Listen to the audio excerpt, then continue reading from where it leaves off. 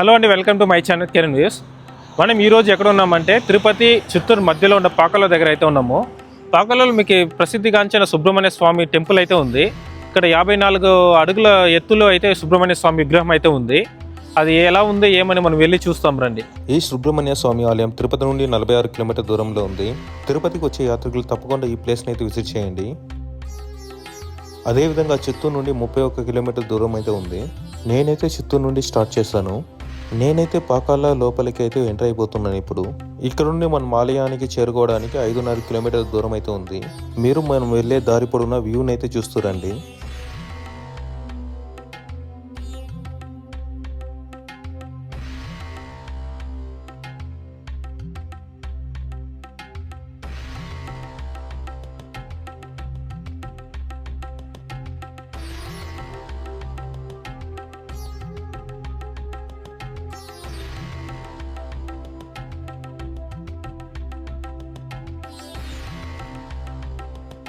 ఇలాంటి పచ్చని చెట్ల మధ్య ప్రయాణిస్తుంటే చాలా ఆహ్లాదకరంగా అయితే ఉంటుంది. ఒక విధంగా మనం ఊట్లవారిపల్లి దగ్గర అయితే చేరుకున్నాము. మీరు రైట్ తీసుకుంటే ఊరు లోపలికి అయితే వెళ్తుంది, లెఫ్ట్ తీసుకుంటే ఆలయానికి అయితే వెళ్ళే దారి ఇది. మనం ఇక్కడ రైల్వే గేట్ కూడా ఉంటుంది. ఇక్కడ లెఫ్ట్ అయితే మీరు తీసుకోవాల్సి వస్తుంది.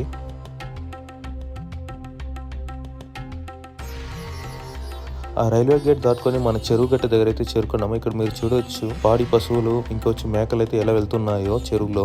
అలా దాన్ని చూసుకొని ముందుకైతే సాగిపోతున్నాము. ఇక్కడ మనకి బ్రహ్మాండమైన విగ్రహం అయితే దర్శనమిస్తుంది. ఇక్కడ నుండి ఇలాంటి బ్రహ్మాండమైన సుబ్రహ్మణ్య స్వామి విగ్రహం అయితే తమిళనాడులో సేలం జిల్లాలో అయితే ఉంది. ఆ తర్వాత రెండో అతిపెద్ద విగ్రహం మనం ఆంధ్రప్రదేశ్ లోని తిరుపతి జిల్లాలో అయితే ఉంది. అదే ఈ విగ్రహం. ఈ కొండ పేరు ఆనందగిరి కొండ. నేను ఈ ఆలయాన్ని చూసి ఆశ్చర్యానికి అయితే గురి కావడం జరిగింది. అది మన ఉమ్మడి చిత్తూరు జిల్లాలో ఇటువంటి ఆలయం ఉందా అని నాకైతే ఆశ్చర్యం అయితే వేసింది. ఇక్కడ రష్ కూడా చాలా తక్కువ ఉన్నారు. One of the hidden gem ఇది. హాయ్ అండి, ఇక్కడ మీరు చూడొచ్చు నా వెనకాల ఎంత పెద్ద సుబ్రహ్మణ్య స్వామి విగ్రహం అయితే ఉందో. ఈ విగ్రహాన్ని పూర్తిగా దాతల విరాళాలతోనే నిర్మించడం జరిగింది. ఈ విగ్రహ నిర్మాణానికి దగ్గర 84 లక్షల రూపాయలు అయితే ఖర్చు చేయడం జరిగిందని చెప్పారు. ఈ సుబ్రహ్మణ్య స్వామి ఆలయానికి ఎంతో ఘన చరిత్ర అయితే ఉంది. ఈ ఆలయంలో 76 ఆడికృతిక ఉత్సవాలు అయితే రీసెంట్ గానే నిర్వహించారు.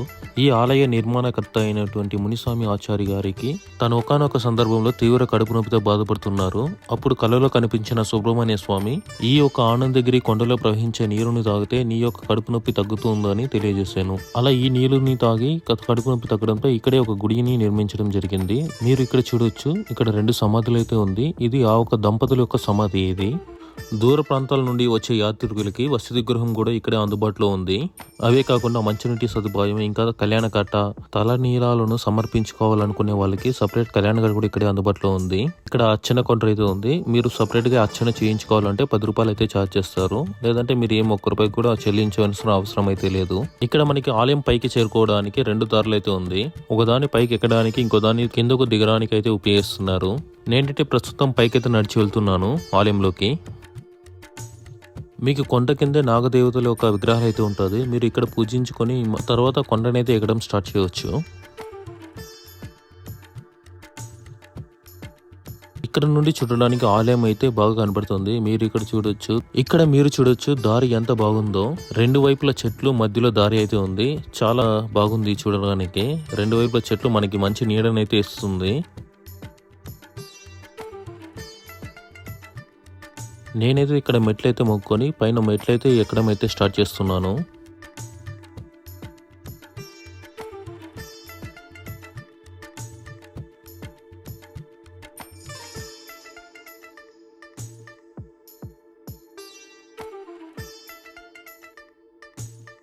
ఒక విధంగా మెట్లన్నీ ఎక్కి పైకైతే వచ్చేసాము. కొన్ని మెట్లే ఉంటుంది ఎక్కడానికి, పెద్ద ఇబ్బంది ఏమి కూడా లేదు. ముందు ఈ కొండ ఎక్కడానికి దిగడానికి ఒకే దారి ఉండేదంట. మీరు ఇక్కడ చూస్తున్న బండపై పిడుగుపడి రాళ్ళైతే 2గా చీల్చి కొత్త దారిని అయితే ఏర్పడడం జరిగిందంట. మీకు ఇక్కడ శ్రీవల్లి దేవసేన సమేత సుబ్రహ్మణ్య స్వామి విగ్రహం అయితే ఉండడం చూడొచ్చు. అలాగే మీకు రైట్ సైడ్ లో మీకు వినాయకుడు, శివ పార్వతుల విగ్రహాలు అయితే ఉంది. ఇంకా కుజుడు, నంది విగ్రహాలు కూడా ఇక్కడ ప్రతిష్ఠించారు. మనం ఇక్కడ ఉన్న దేవుని విగ్రహాలు అయితే దర్శించుకొని ప్రధాన ఆలయం దగ్గరికి అయితే వచ్చేస్తున్నాము. ఇప్పుడు మీరు ఇక్కడ చూడవచ్చు, చుట్టూ కొండల నడుమ ఈ ఆలయం ఎంత బాగుందో మీరు అయితే కళ్ళారా చూడవచ్చు.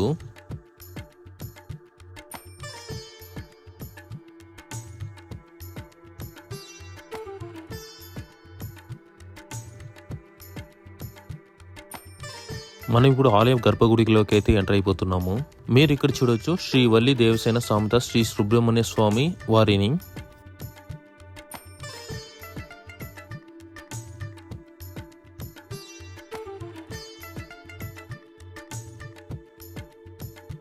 మనకి స్వామివారి మంచి దర్శనం అయితే దొరికింది ఇక్కడ. స్వామివారిని దర్శించుకున్నాక ఇక్కడ బయటే ప్రసాదాలు అయితే అందజేస్తున్నారు. పంచామృతం ఇంకా పులిహోర అయితే మాకు ఇచ్చారు. ప్రసాదాలు అయితే చాలా బాగా చేస్తారు. మళ్ళీ ఇంకోసారి తీసుకోవాలని అనిపించింది మాకి.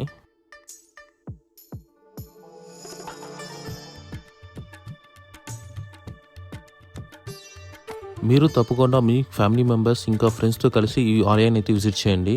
తప్పకుండా ఇది ఒక మంచి అనుభూతిని అయితే మీకు అందిస్తుంది. మరిన్ని వీడియోస్ కోసం కిరణ్ న్యూస్ యూట్యూబ్ ఛానల్ని తప్పకుండా సబ్స్క్రైబ్ చేసుకోండి. లింక్ అయితే బయోలో ఉంది.